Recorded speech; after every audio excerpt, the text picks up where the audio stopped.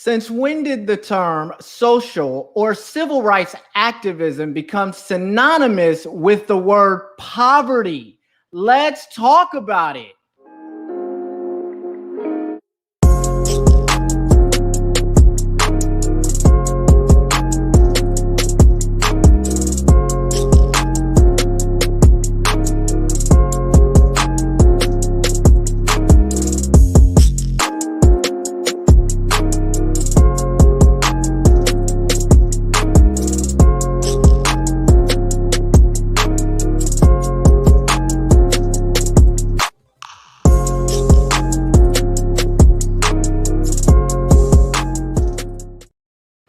Hey guys, welcome to the hashtag Get Real Woke podcast. I'm your host, Frederick D. Scott. I am a private equity investor. I am a business consultant. I'm a philanthropist, an author, and a contributing writer for Entrepreneur Magazine. I have over 15 years of experience in the finance industry, and I used to own an investment banking and advisory firm. Currently, I hold designations as a financial modeling and valuation analyst, capital markets and securities analyst, commercial banking and credit analyst, and I also hold a diploma in Islamic finance. And today is hashtag Situation Saturday. This is the time during the week where I come on and I take relevant current events that are happening in the business and finance sector, and I bring them back to the community. I break them down in a way that's easy for you to understand so we can all hashtag make it make sense. Now, before I get into today's topic, I need everybody to hit the like button, hit the subscribe button, hit the bell notification, and leave me a comment at the bottom of this video to let me know what you think. If you haven't already, definitely hit the join button if you're on an Android phone. And if you're on an iPhone, hit the link in the description or that's pinned to the comments so you can become a member of the hashtag Real Woke Live Chat community and be eligible to participate in the hashtag Learn to Earn Cash giveaway, where I am giving away a minimum of $1,000 every month live right here on the hashtag Get Real Woke podcast. All right, now let's go ahead and get into today's topic. So today's topic is Shaun King and privacy violations.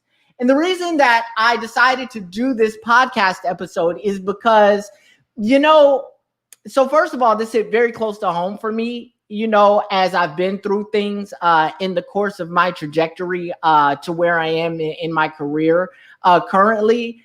And moreover, being in the press, being a public figure, doing things like that, I can definitely understand and identify with the level of risk that is associated with that.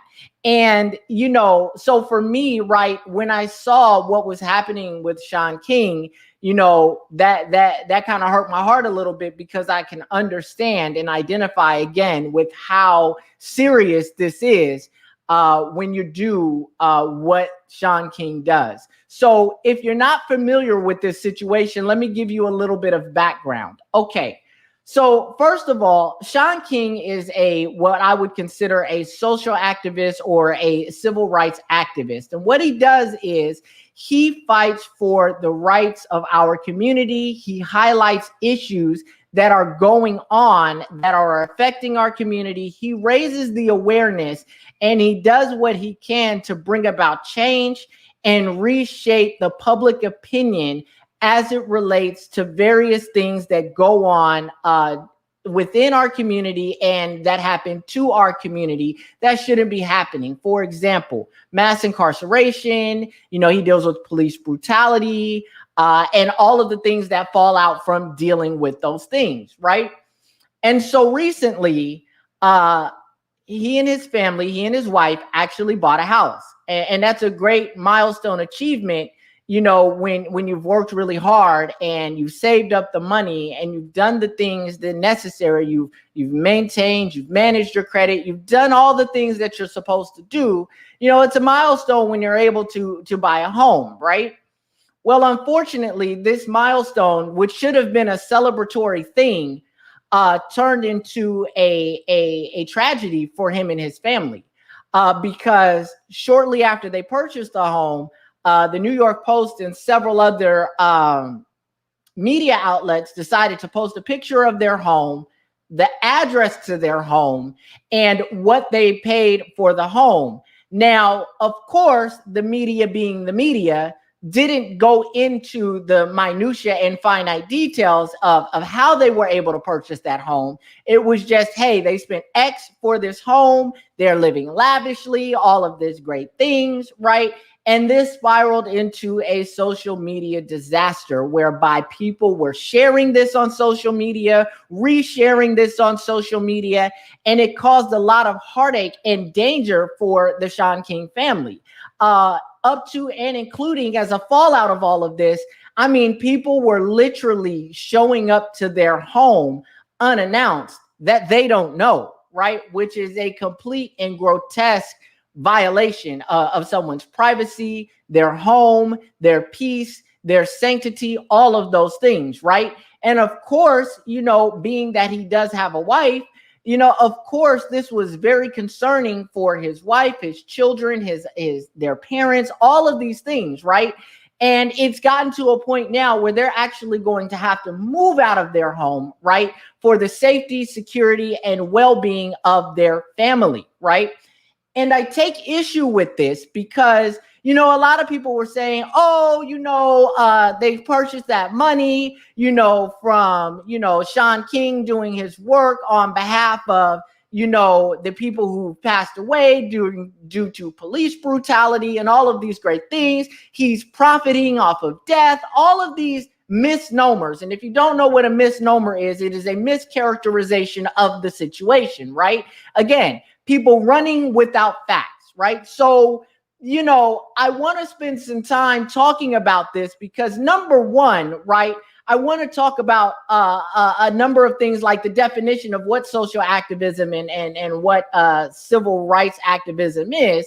But more importantly, I want to talk directly to Shaun King and others like him in our community who have a bit of means, right, who have amassed a little bit of success, a public profile, and a little bit of financial wherewithal, so we can discuss how it is that you go about protecting these gains, right, and shielding yourself and lowering or mitigating the risk as much as you possibly can for these types of things to happen to you. So first and foremost, right, I asked a question at the beginning of this podcast episode, and the question is very simple. When is it that social activism and civil rights activism became synonymous with the word poverty, right? So in order for us to really understand this, let's look at the definition of social activism. Let's start there, right? So let's look at that. I have that on the screen now. And if you're looking at the screen, what you see, the definition of social activism is working with other people to bring about change in society. Now, of note here is the fact that I don't see the word and be in poverty to be able to do it, and live in poverty to be a social activist.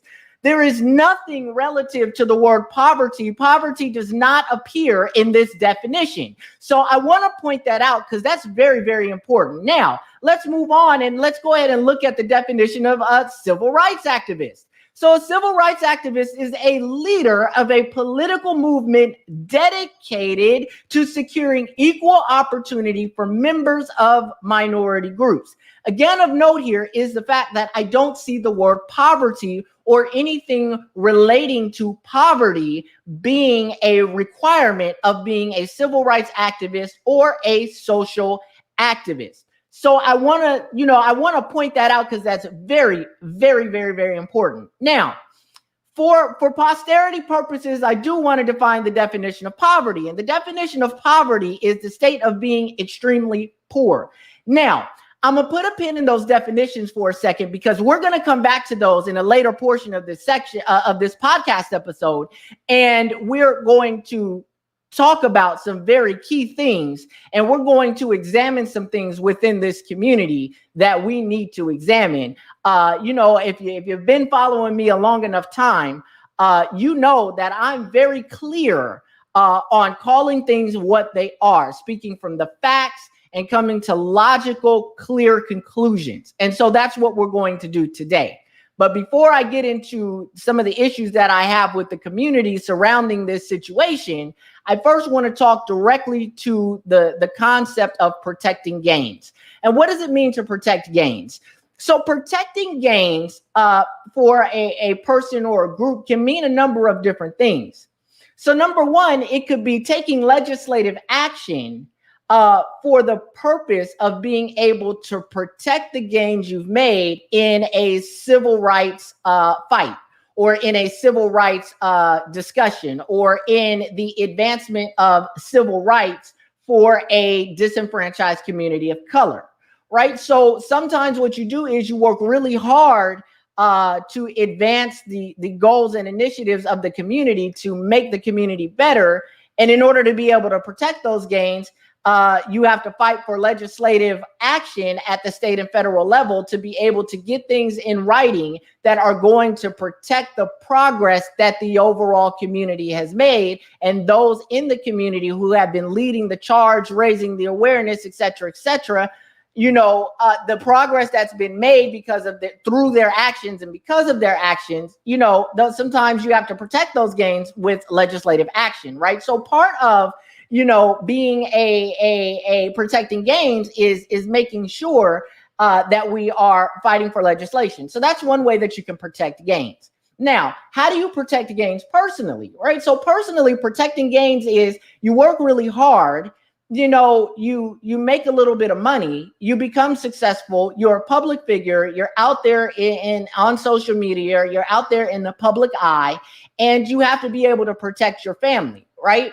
And so what that can mean is sometimes we have to engage in corporate structures and corporate strategies to be able to protect our gains, such as our cash or cash equivalents, our currency, our property, our assets, right? We want to protect those gains. We don't want people coming around trying to take those things from us, number one. Number two, we don't want people showing up to assets that we own, like real estate, homes that we live in, right, that our families live in, to cause problems or to scare our family or to harass our family and put us in a dangerous situation. I think what people don't realize is that when you're engaged, especially when you're a public figure in general, right? And I can speak to this firsthand, but especially when you're doing social activist work or civil rights activist work, you're constantly in danger. You're putting your life at risk all the time, because as you're fighting for these gains, there are people that are on the other side that don't want to see these gains happen, right? And so that puts your life at an elevated level of risk. So protecting gains is very important. Now, when we talk about protecting gains personally, what we need to be discussing is corporate structure, right? So this portion of the conversation is specifically for people like Shaun King, Tamika Mallory, Patrice Collars, and others that have means within our community that they need to protect, that they have gains that they need to protect, right? I want to discuss how you go about doing something like that to be able to live comfortably, be able to invest your money into the things that you want to invest in to grow more money for yourself without having to let the average person or the general populace into your business. And I want you to know that the things that I'm sharing here, I employ as well, right? I employ them and similar things. I've created a very complex corporate structure to be able to protect my own gains and the gains of my family, because I don't want people to know what I have or what I don't have, right? Because it's none of their business. And number two, right, I'm not interested in, people showing up at properties that I own and vandalizing these properties and things of that nature. So therefore, I've had to create a very complex corporate structure to be able to protect my assets, protect the gains, et cetera, et cetera. So let's talk through that, right? One of the first things that we have to understand, and guys, I want you to know that, this is a little bit more advanced than where we are on hashtag for the Free Fridays, but it is something that I'm going to delve much deeper into as we get into the business development portion of hashtag for the Free Fridays. So if you get lost in this, it's okay. Don't worry, because I am going to go into this in very extensive detail through hashtag for the Free Friday when I get into the business side and business development side of things. But for today, I need to have this discussion because it's very, very important, because there are people whose lives are in danger, and somebody, Shaun King specifically and his family has been put in a serious situation. And, so I need to discuss this today. Now, the first thing that we need to deal with when we're talking about protecting gains, right, is understand is a mindset. It's a mindset that you have to have. And let me tell you what that mindset is. It's very important to understand that you don't need to necessarily own the assets in your name directly to maintain ownership of those assets, right? Let me say that again. You don't need to own the assets in your name personally or in the name of a family member personally to be able to maintain ownership of these assets. You can own these assets indirectly through corporations. And let me explain what I mean by that. Okay, so number one, let's say, me, Frederick Scott, right now goes out and buys a house, right? Yay. And let's say that house the address is 123 Main Street, right? If I want to protect that house, protect that asset, protect that gain, right, and prevent people from being able to discover who purchased the house as an individual, what physical person purchased that house, then what I'll do is I'll set up an LLC with a similar name to the address of the property. So if the address for the property is 123 Main Street, then what I would do is set up 123 Main Street LLC, right? And that limited liability company would then own that asset. Now, wait, right? Because of course, anybody that knows a little bit about digging around, if you just have that LLC and you own that LLC, may, depending on which state you incorporated in, be able to still figure out which physical person has ownership of that asset, right? So we'll take it a step further. So then what we'll do is that LLC, right, 123 Main Street LLC, will then be owned by another LLC. And that LLC will own 123 Main Street LLC, which owns the property. And then if I want to take it even a step further, what I can do is then have the parent LLC owned by a trust. You see how this works? And the beneficiaries of the trust are not disclosed. So what does that mean, right? I've got 3 separate structures in place that make it very, very, very difficult to discover ownership of this asset. And by doing it that way, right, I make it very difficult for prying eyes like the press.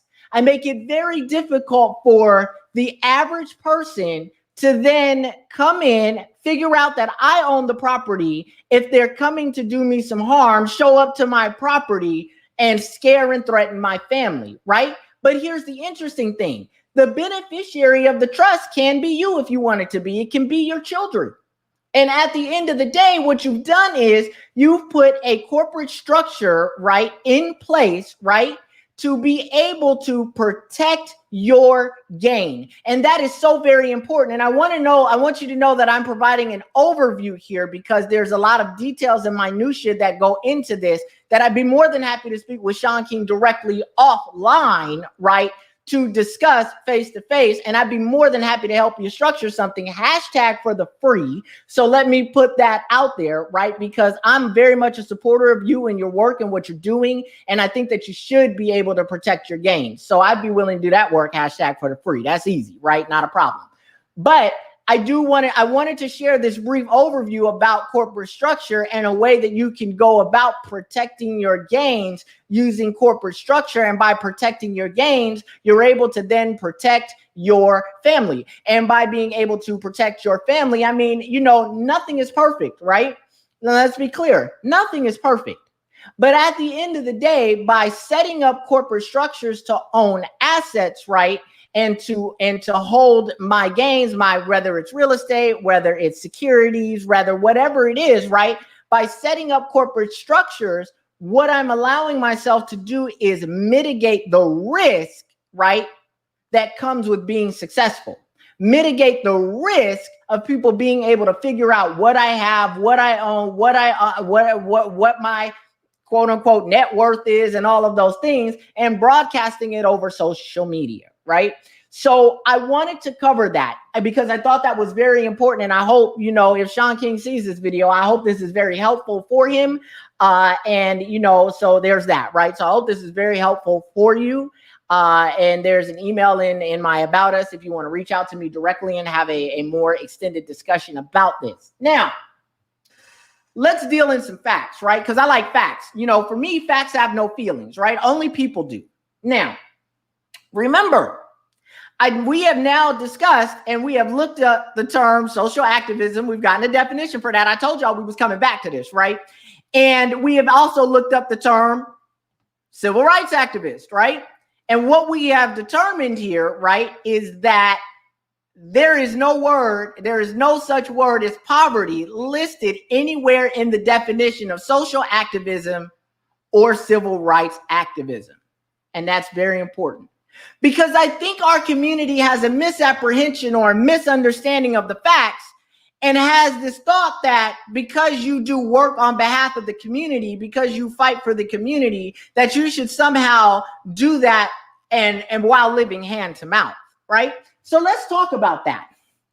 So first of all, I need the community to make that make sense, right? So definitely leave me a comment in the comments of this podcast episode.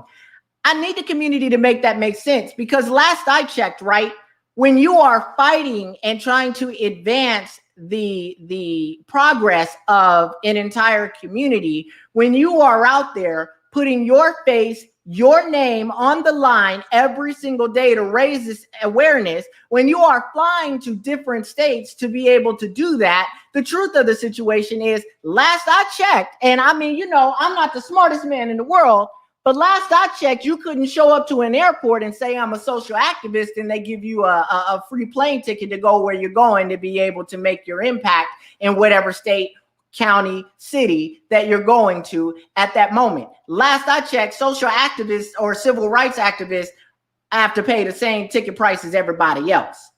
So where does that money come from? Can somebody tell me where that money comes from? Because if you think that this all happens for free, it doesn't. Let's look at something else, right? Okay, when the community, right, when a civil rights activist or social activist organizes a rally, organizes a protest, organizes a sit-in, or does anything like that, right? While the people that may be marching are marching as volunteers because they believe in what is happening and they believe in the movement and they believe in advancing the initiatives of our community, right, for the betterment of our community.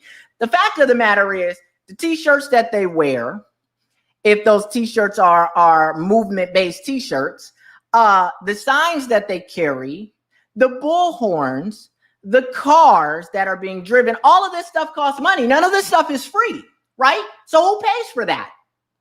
Oftentimes what you find, if you want to be truthful about the situation, and nobody ever wants to talk about this part, so I'm going to talk about it, right? Oftentimes what you find is for most social activists, most civil rights activists that are out here raising awareness and fighting, right? A lot of them spend a lot of their own money on doing this, right? So a lot of them have regular 9-to-5s, and they go out and do this where they can find time to do it. And they spend their own capital resources, their own time, their own effort, their own energy, right, to be able to effectuate and raise awareness on behalf of an entire community. So what I want to understand is, right, when we look at the definition of earned here, right, which is obtain money in return for labor and services, why is it if these people are doing the work, making the fight, they're raising the awareness, why is it that they should not benefit from their hard work and effort in the same capacity that you do when you go to work at your 9-to-5? Nobody asked you to work for free. So why is it that when there is an opportunity for them to receive some sort of financial benefit from their hard work in raising awareness, we as a community have an issue with that? Somebody hashtag make that make sense for me, because it's not making sense. I don't understand. Can you clarify it for me? Now, let's talk about something else, right? Everybody wants these people to live hand to mouth. Everybody feels like social activists, everybody in our community anyway, feels that these social activists and these civil rights activists should live hand to mouth while they fight for the benefit of the community, right? A lot of people in our community are talking like that, right? And I want to look at this for what it is, right? Let's look at what happens here when people stand up, raise their voices, and fight on our behalf for our civil rights, our civil liberties, and the basic rights of our humanity, right? Let's look at what the impact is, right? So, okay, let's talk about the work of people like Shaun King, Tamika Mallory, and Patrisse Cullors, right? So let's talk about that impact. Okay, let's see what that impact looked like, because what you don't realize is what they are doing, right, is shaping public opinion surrounding issues that affect our community negatively, right? So let's look at the impact of their work, right? I like to look at impact. Again, facts have no feelings, only people do. George Floyd's family netted $27 million in a settlement. Unheard of. It was the largest settlement in history, right? For an African-American person who had been killed or murdered, or whose life had been taken by a police officer. Largest settlement in United States history. On top of that, right, if that's not enough, right, if that's not enough impact, let's talk about some more impact, right? Derek Chauvin, the officer that put his foot on his neck, right, and killed George Floyd, right? He got sentenced to 22 and a half years, in prison. He was fully held accountable for his actions. Why do you think that happened? If nobody is raising the awareness, raising the voice, raising the issue, right?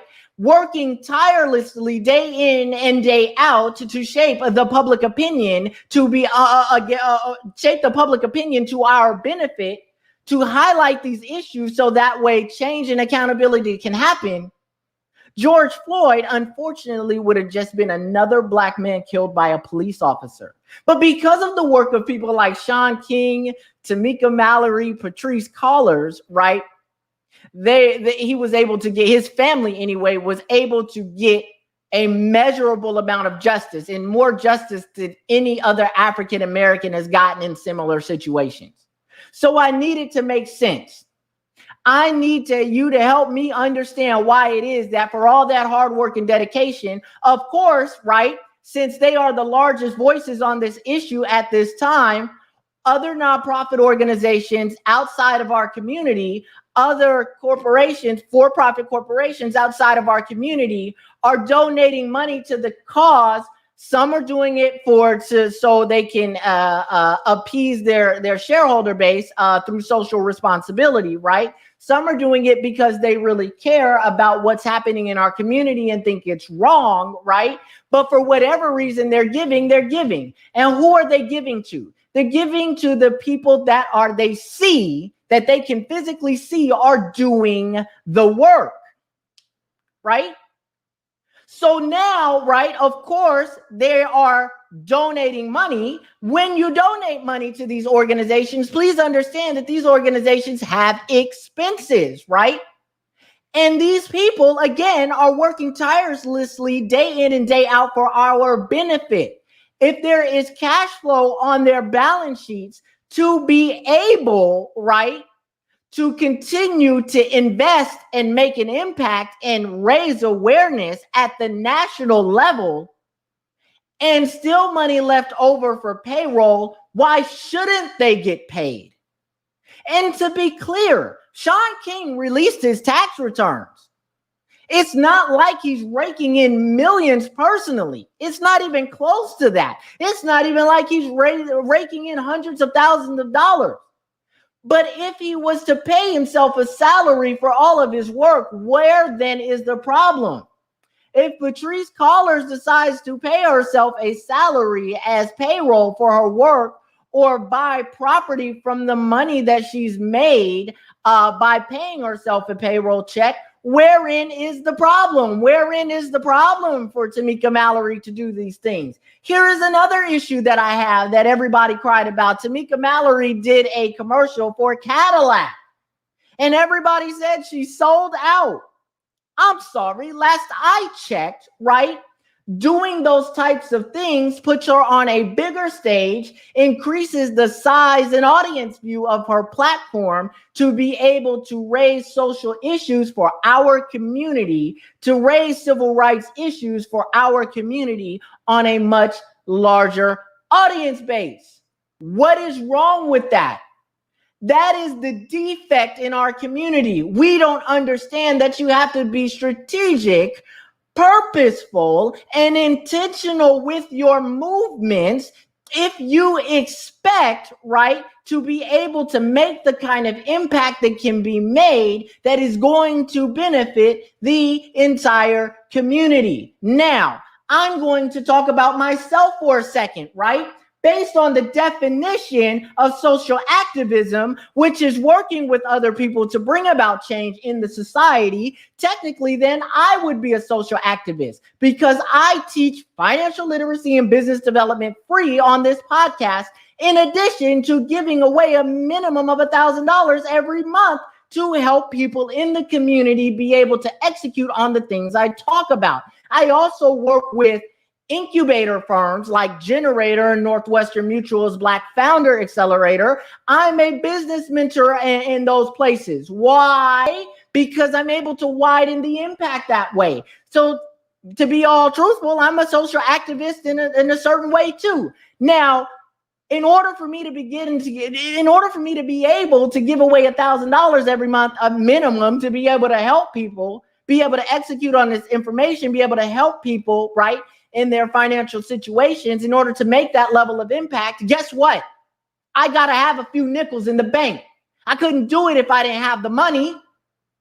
So in the same way that Shaun King, Tamika Mallory, in the same way that Patrisse Cullors makes an impact with the money that they're receiving, right? I make an impact in the same way. How could I be able to do that if I was broke? You can't do it if you're broke. And that's the thing. Making an impact, making a difference, making a change, hello, it costs money. It doesn't happen for free. There is cost associated with this. So what is the problem with them making money for their hard work and time, effort, and energy? What is wrong with them obtaining money in return for labor or services? What is wrong with that? I don't get it. Make it make sense. So here's what I think, right? And I saw the Samaria Rice video, and I see that she's back out doing the same thing. And I want to put this out for the record. I definitely did a video on her already, right? And so I'm going to link that in the description, and I'm going to make it an end card on this video. So if you want to watch that, you can. I'm not even going to waste my time, breath, and energy on the lady. I think it's very unfortunate what happened to her son, but I think the way she's going about things right now is extremely incorrect. I think it's wrong, right? I think it's wrong. At the end of the day, there was a much better way to go about things. And I talked about that in a previous video that I'd be happy to drop in the description and will be dropping in the description. Now, here's what I think, right? Here is what I think. I have understood hate to be this. People don't hate what you're doing. They hate that it's you doing it, right?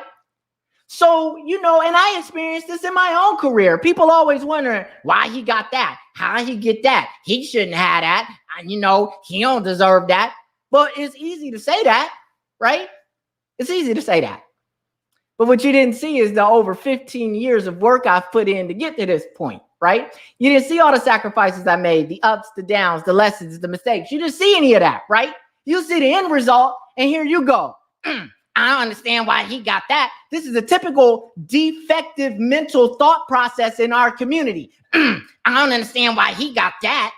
He shouldn't have that. He don't deserve that. Who are you to say what I deserve? But the truth of the situation is you mad because it ain't you. And that's how I feel like a lot of people feel about Shaun King, Tamika Mallory, and Patrisse Cullors. I feel like the big issue here is you mad that it's not you. You mad. You not mad about the work they doing. You mad that it's them doing it.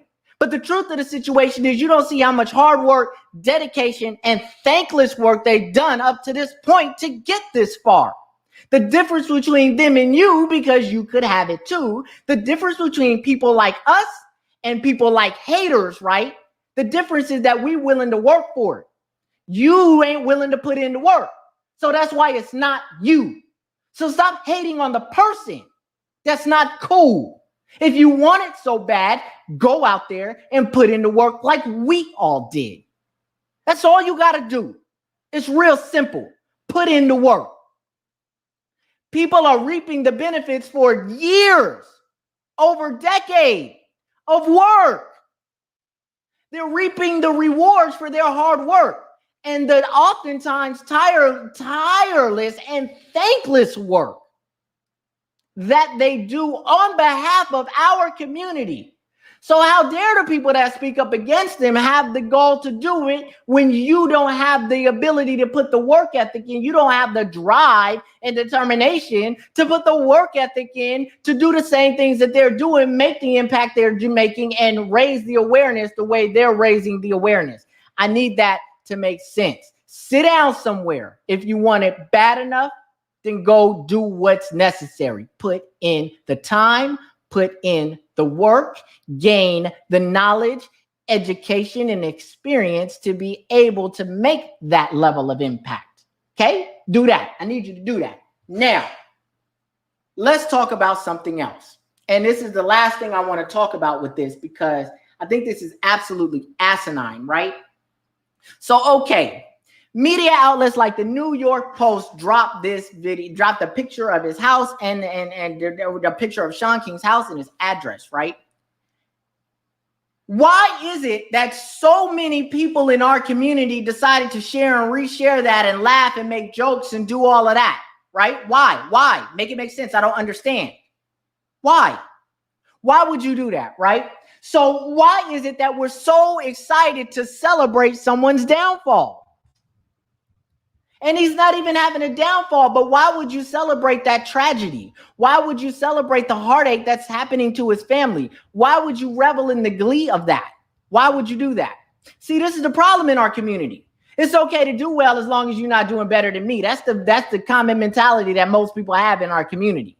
Now, understanding that if you just celebrate each other, protect each other, give and work hard with one another and for one another, you'd be able to benefit in the same way that other people benefit. Make it make sense.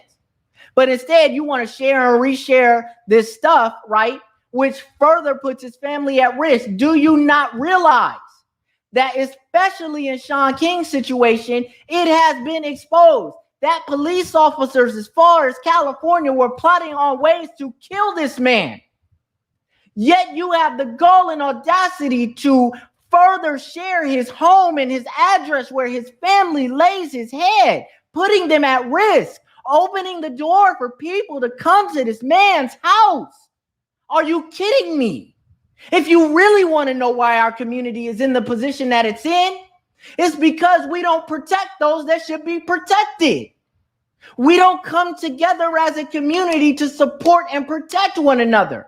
Instead, we rather laugh at it, reshare it, make jokes about it, make memes about it, make assumptions without facts about the situation. It is disgusting, is what it is. The behavior is disgusting. And for you people that did that, karma is a very, very real thing. And I promise you, she is indiscriminate. And you will answer for that.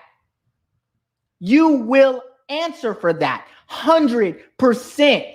I guarantee it. You're going to answer because you're wrong. You are wrong. And the worst part about it, right?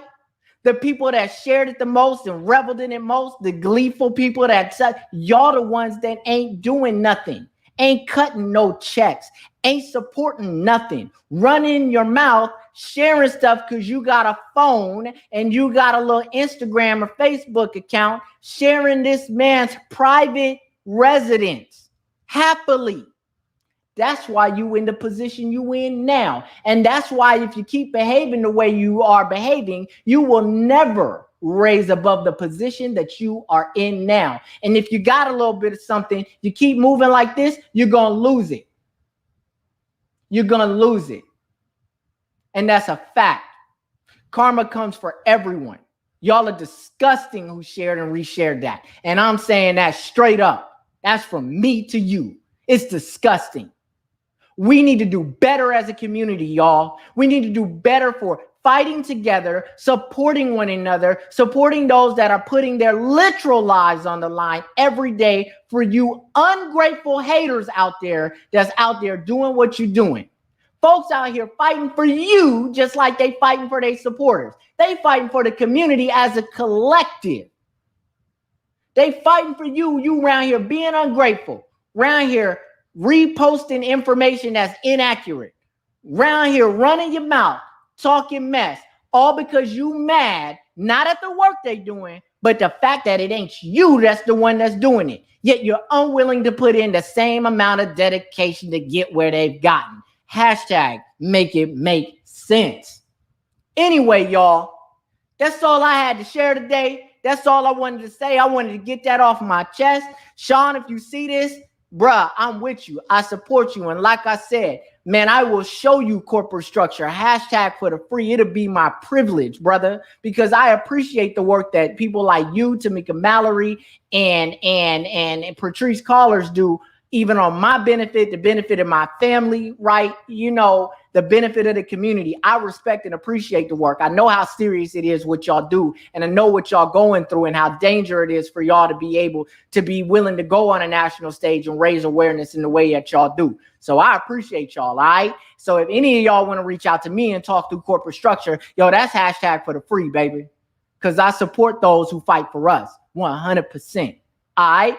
So with that, y'all, if y'all like this content, you know, even if you didn't like it, hit the like button or the thumbs down button. Don't matter to me anyway, baby, because it can work with the algorithm all the same. Hit that like button, hit the subscribe button, hit that bell notification. Leave me a comment at the bottom of this video to let me know what you think, even if I hurt your whole little heart and you hate everything about this video. Leave a comment, let me know, baby, because I'm definitely going to fire back. I'm very responsive in my comments. So if you come around here with the foolery, I'm going to fire back. Get ready. So let's get it. Leave them comments. Hey, listen, if you ain't already a member of the hashtag Real Woke Live Chat community, I'ma most definitely need you to hit that join button if you want an Android phone.